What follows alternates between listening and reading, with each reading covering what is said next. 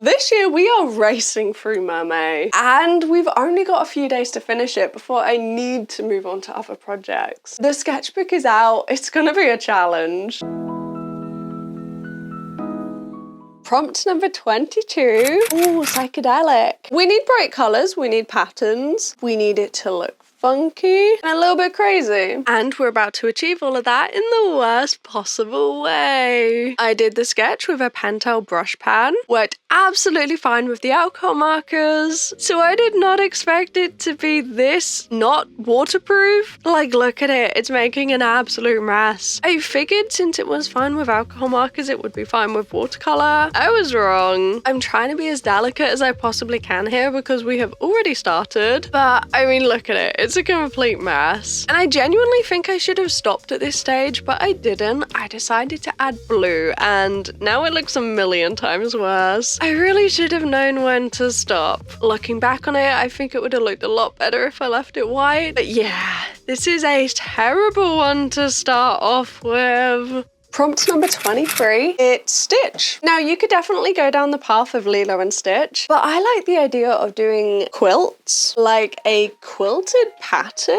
What do you think? Could that be cute? We're painting a bear as a mermaid, like a teddy bear, and the chaos continues because we're still using watercolor. Honestly, I was kind of having fun making a complete mess like this, trying to be really delicate with the colors, trying not to activate the black too much. But in hindsight, I should have used a different medium because it looks like an absolute mess. To be honest, I didn't realize this video was going to start with these two. Originally, I actually planned to film the videos as a part 1 and part 2 and then extended it into a 4. So we're starting with the worst. Oh, you're not gonna believe number 24. It's literally watercolor. We could do anything.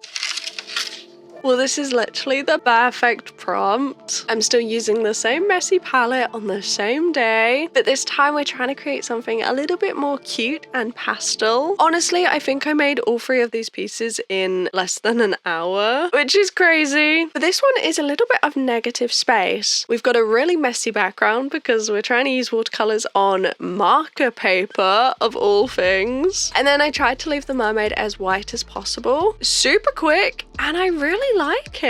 I don't know, what do you think? Number 25 is Tsunami.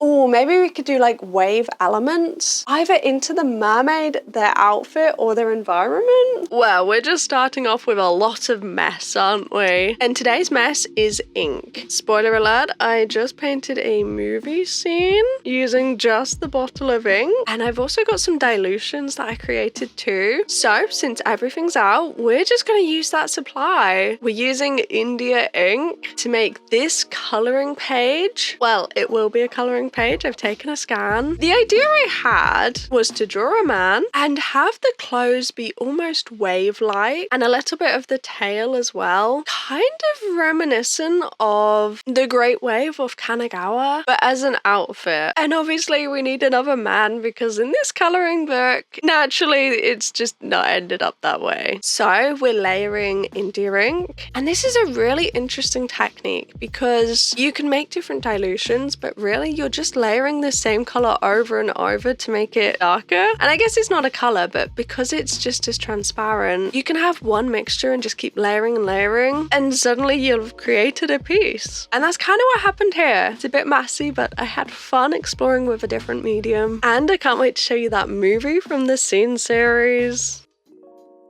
Moving on to prompt 26. Ooh, memory. You know what? I think we're going to do a portrait. The tail might not be in, but there's still a character. We're still making a mermaid character, even though it's kind of just a portrait. It's still going to be fun. As you might be able to tell from this sketch, we're going for nostalgia. I guess nowadays it would be Y2K. That's the look that we're going for. Picking out a cute color palette, yellows, pinks, and purples. We've got the pink sunglasses. We've got the crazy hair. Tried to get some quirky clothes in there too. And honestly, I think this character is gonna be pretty fun for the coloring book. There's a few things that I will change digitally. Firstly, we kind of need a background. Also, I can change up the angle a little bit, make sure the sunglasses are the right size and in the right place. And I think we're gonna make the hair purple in this one. Honestly, when it comes to art challenges like this, I really just grab a medium and grab a color and go. Obviously, I knew that watercolor was going to be watercolor. Tsunami, I thought was going to be alcohol markers, but because I just so happened to have the inks out, I decided to use them. Generally, I will use whatever colors I have to hand, whatever's easiest. And on this day, because I didn't really have much out, I just decided to reach for some alcohol markers and have fun. Didn't know what the color palette was going to be. I'll just grab whatever's easiest and whatever I'm feeling. And I think the purple hair kind of works here. It's quite cool. I think I will also extend the head a little bit in the coloring page because she's kind of missing the top of her head. It's slightly in the wrong place. That will be changed for the book that we're creating. Yeah, there is skull missing, but it's cute. Moving on to number 27. Oh, it's Oasis. I'm thinking color, nature. I think there's a lot we can do for this.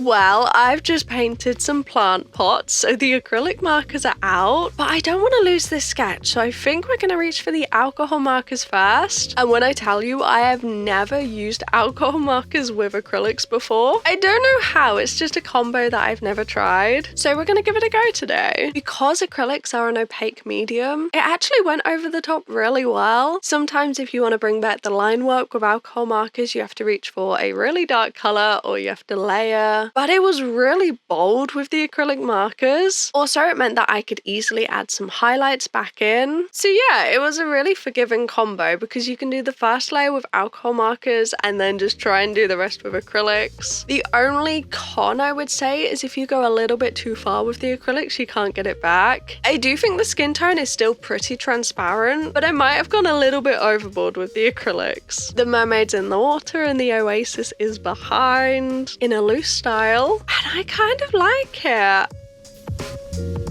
Prompt number 28, Gemini. I actually created a character based on every single star sign. I'll leave the playlist below if you haven't seen. But we're not going to do that, Gemini. I think we're going to make an alternate version.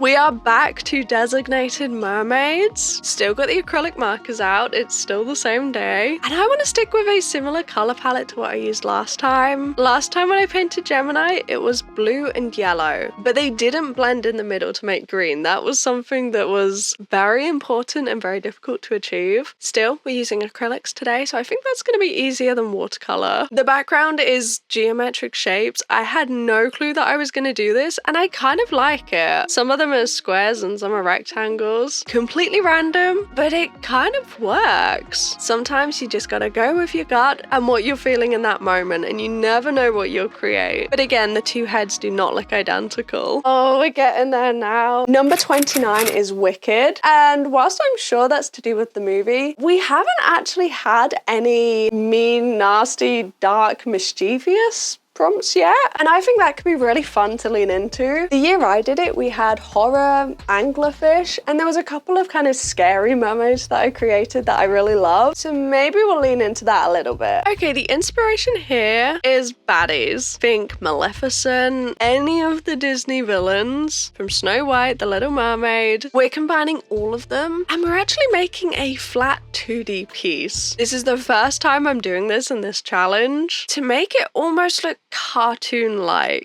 really just going with the flow here. And we are on the final race because all of this is the exact same day after I'd already made the plant pots, right up until the very end. I do this a lot with art challenges. When the finish line is in sight, I just go for it. Yes, I probably could have done a second layer and made this a little bit more opaque, but I'm just going for it. We are close to finishing. I am ready to finish the challenge. I want to see everything complete. And I think this is quite a common feeling with art challenges. They are difficult, especially towards the end.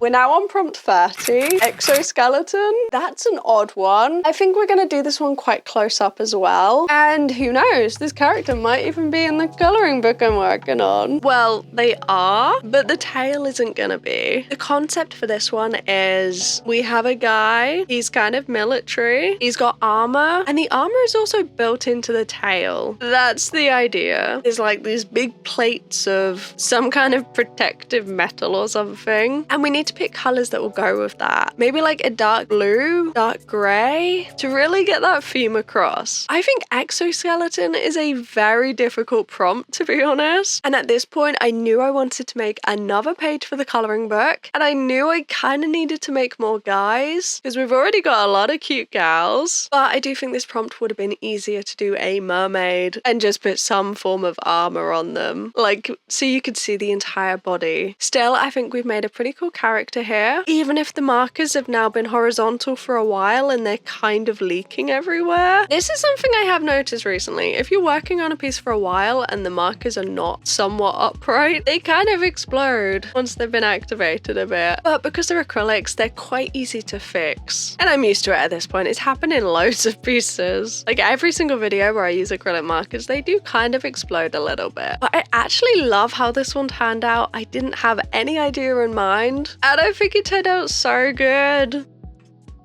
We're so close now. The final prompt is serenity. I'm tired. We're gonna end on a nice, simple, fun one. Originally, I'd had watercolors in mind because this is the final prompt and I wanted to have fun. But you know what? We've got the acrylic markers out, so let's do it. It's getting late, but I want to finish this challenge. So we're reaching for pinks and yellows and really just having fun. And the biggest thing that I learned from this day is that I want to use acrylic markers more. I have a very different style when it comes to them, but they are fun. Even if this color palette is a bit kooky. I've had a lot of fun. I've enjoyed making the videos. I've experimented and created lots of ideas that I want to explore in future.